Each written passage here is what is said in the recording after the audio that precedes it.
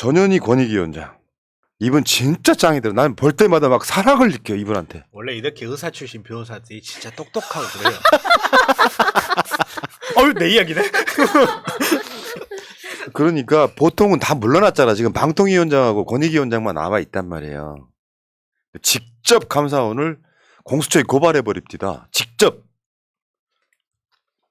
권익위원장이 장관급이잖아요. 사진 한번 보여주실래요? 감사원 허위 조작 감사 부패 공익 신고서를 들고 공수처에 고발을. 어쨌건 뭐 내용이 어쨌건 간에 진짜 훌륭하다. 절대 지지 않는다. 우리한테는 저런 투사가 필요해. 맞습니다. 그렇죠. 상징적이고 이게 효과가 있을지 없을지 몰라도 이걸 할 수 있다는 게 중요한 거고 이게 메시지거든요. 이런 게 나는 니들한테 절대 안 줘. 그 윤석열이나 이런 쪽 입장에서 보면 얼마나 눈에 가시겠어요. 근데 쉽게 표현해서 잘못 건드린 거지. 대충 임기 채우고 나가라고 하는 게 낫지. 여기 그 전현희 권익위원장 이야기 들어보니까 제보자와 증인을 동일 인물로 증거를 조작해서 감사를 했다는 거예요. 제보자와 증인이 같은 사람인 거야. 이걸 공수처에 고발했다는 거고요. 근데 사실 여러분들 우리가 공수처 설치라고 해서 검찰개혁 집회 때 엄청 외쳤는데 어느 날 갑자기 공수처가 지금 지워지고 있죠. 그러니까 사실 윤석열이 하고 있는 것 중에 공수처 무력화인데, 물론 저 고발을 해서 어떤 식의 뭐가 나올지 모르겠지만 공수처는 지금 사실상 어떻게 보면 분위기상 좀 빼기위에 있을 정도 그런 느낌이에요. 뭐 그럴 수도 있긴 한데 뭐 그 어떤 국가기관이라는 게 새로 탄생하면 힘이 없고 자기들도 뭘 해야 될지 잘 모를 거예요. 제가 뭐 여러 번 이야기한 적이 있습니다만 공수처도 그렇고 뭐 우리 검찰 수사권 조정도 그렇고 그것 때문에 우리가 속이 상할 날 분명히 올 거라 그랬어요. 근데 이 기관들이 정말로 우리 사회에서 제대로 자리 잡고 이 기관들이 역할을 하는 데는 시간이 필요해요. 이 기관들이 성숙할 시간이 필요하기 때문에 좀 저는 너무 쉽게 이 기관에 대해 실망하지 않았으면 좋겠어요. 야, 공수처가 한 게 뭐냐? 공수처가 해가지고 한다는 게 우리 교육감님 누구였죠? 갑자기 성함이 생각이 안 나는데 교육감님이나 기소하고 이게 공수처의 역할이냐 하는데 광노현. 예, 원래 우리 광노현은 옛날 이야기고요. 원래 우리 기관이라는 게 자리를 잡고 하는데 시간이 많이 걸립니다. 헌법재판소도 그랬어요. 처음에 1988년에 87 개헌하고 같이 헌법재판소가 생겼는데 그 헌법재판소가 제 역할을 하면서 박근혜를 자르기까지 20년이 걸렸어요. 그러니까 기간이 좀 걸리고 하는 거니까 너무 공수처에 대해서 니들이 하는 게 뭐냐 하고 좀 서둘러 실망 안 했으면 합니다. 예.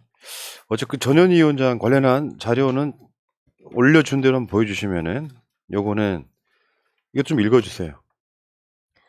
감사원의 불법적 감사와 조사 행태에 도저히 묵과할 수 없는 수준, 강력 법정 대응할 것, 협박과 회유, 허위 답변 강요, 무고 등 불법적 사퇴 압박, 표적 직권남용 강압조사, 위원장이 시켰다고만 불어라. 그러면 당신은 무사하다. 우리는 직원은 관심 없다. 위원장이 지시했다고만 불면 직원은 다치지 않고 아무 일 없을 테니 위원장이 시켰다고만 해라. 요거는 조폭이지요. 정부 기관입니까? 저거 감사원이라고 하는 것이. 거기 법적으로 맞대응하는 거예요. 공수처가 수사를 하든 안 하든. 하루에 10번씩 사퇴 압박을 했다고 해요. 와. 근데 버티고 있어. 결정적 비리가 안 나오니까 버티는 게 가능한 거고요. 아까 지금 뭐 검찰이 김만배 씨 등 수사할 때 쓰는 수법이 뭡니까? 김만배 비리. 야, 니들끼리 같이 지분 내가지고 사업을 하려는데 김만배가 니들 모르게 돈 숨겼대. 그 수익을 은닉했대. 뭐 이런 식으로 뒤에 있는 비리를 까서 상대방을 회유하고 압박하는 방법이 있는데, 자, 그렇고요. 지금 공수처의 부장, 이 사람이 이제 검사 출신인데 예상균이라고. 공수처를 특검처럼 해야 된다. 그러니까 이첩 요청이 유명무실화 돼서 이건 어떻게 분석하세요? 그러니까 사건을 안 보내줘 보이는 거죠. 간단하게 이야기를 해서 야 이거 검찰한테 이거 가져와 해도 안 보내줘 보이는 거죠. 왜? 안 보내줘. 검찰이 안 보내줘서 할 수 있는 게 뭐가 있어요? 공수처가. 뭘 할 수 있나요? 공수처가 검찰을 고발해야 되나요? 결국 이런 게 문제거든요. 검찰이라는 권력이 무서운 게 대한민국의 국가 형벌권을 검찰이 그냥 독점을 하다 보니까 검찰이 압박을 할 수 있는 방법이 없는 거예요. 예를 들어서 공수처가 검찰한테 이 사건을 이첩 안 했다고 검찰은 어떻게 했을까요? 직무유기 직권남용으로 압수해간 다음에 기소를 했겠죠. 근데 반대는 안 되는 거예요. 지금 우리나라 현재 상황이. 그러다 보니까 공수처라는 기관이 풀파워를 못 내고 있는 거예요. 쉽게 이야기해서. 근데 그게 이제 이걸 막으려고 윤석열 검찰 때 엄청 지랄들을 그렇죠. 해가지고 예. 기득권에 막힌 건데요. 그러니까 우리가 공수처를 욕하기보다는 진짜로 공수처를 해서 여기 보시면 공수처 검사는 처장과 차장을 포함한 25명밖에 안 돼요. 지금 이재명을 털고 있는 검사만 100명 가까이 되는데 그렇죠. 공수처가 뭘 할 수 있겠냐고. 그럼 법의 문제가 더 크다고 봐야지. 그러니까 이런 거를 이제 제도적으로 지금 운영해 봤으니까 아 이런 부분이 문제다. 그러면 이제 민주당에 나서서 조금씩 쳐주고 정리해주고 공수처가 제 역할을 할 수 있게끔 해줘야죠. 저는 공수처에 실망할 거라는 제 믿음만큼 공수처가 큰 일을 할 거라는 믿음도 강해요. 알겠습니다. 야, 공수처 가고 싶으세요? 좀 예. 데려가 주세요. 저 한 자리만. 그런 거 같더라니. 윤석열이가 항우연을 없애는 이유가 똑같은 거지. 에? 감사합니다. 결국에는 공수처의 이첩 요청권이 형해화돼서 지금 공수처가 힘을 못 쓰고 있다에 동의하시면 1번. 자, 그런 것도 있죠. 그러니까 법을 운영하는 자들이 이번에 시민단체들이 그거 성명을 발표했는데 서해 공무원 피격 사건 있잖아요. 윤석열 정부도 진실을 몰라. 그래 놓고 이걸 수사를 해. 그렇잖아. 달라진 게 하나도 없잖아. 그걸 수사를 해.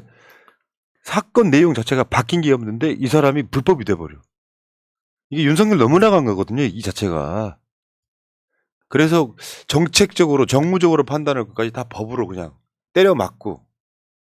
그러고 보니까 아까 그거 이야기가 나왔어야 되는데 안 나왔네. 메디컬 저지먼트 원칙을 만들겠다 그거 사실 그게 이 이야기에 나와야 되거든요. 그러니까 비즈니스 저지먼트, 메디컬 저지먼트 하면서 이야기를 하는데 사실 이게 바로 정치적 또 정치적인 부분에서도 판단의 원칙이라는 게 있는 거거든요. 근데 동일한 걸 가지고 다르게 판단했다고 해서 사법적 잣대를 들이대겠다는 이 발상이 너무나 놀라운데 거기에서 또 메디컬 저지먼트 원칙이라는 게 너무나 놀라운 거야. 왜냐면 있어. 있는데 이거랑 전혀 달라. 예를 들어서 내가 A라는 병에 걸렸는데 이 병에 대해서 알파란 약을 쓸 수도 있고 베타란 약을 쓸 수도 있는데 의사가 알파란 약을 줬는데 결과가 안 좋은 거야.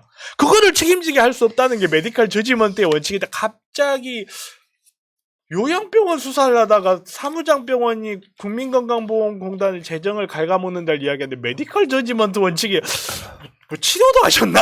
지금 정변이 얘기하는 거는 그 어제 했던 국정회의에서 나온 이야기거든요. 윤석열이 영어로 메디컬 저지먼트하고 뭐였지? 비즈니스 저지먼트 이야기를 했어요.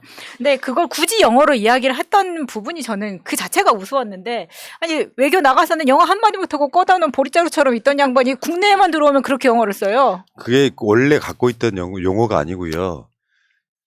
그 행사를 위해서 나름 준비한 멘트예요. 나름 준비한 멘트인데 있어. 평상시 때 몰라. 아이고.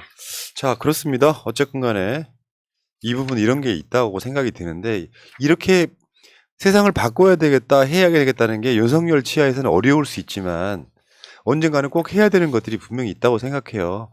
여기까지 하시고요.